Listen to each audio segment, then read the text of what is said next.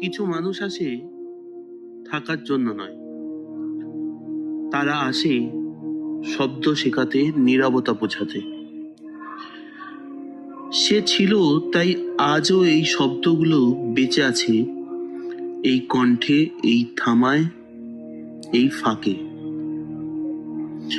একটা গল্প শুরু হওয়ার আগেই শেষ হয়ে গেল, তবু গল্পটা মরে যায়নি। কারণ কিছু গল্প মানুষের নয়, শব্দের হয়। শব্দের মাঝে তুমি শুরু তো হবেই, কারণ অনুভূতি থেমে থাকে না। যদি তুমি বিশ্বাস করো শব্দ এখনো ছুঁতে পারে, তাহলে পাশে থেকো। হয়তো কোনোদিন সে শুনবে আর বুঝবে এই গল্পটা সত্যিই ছিল।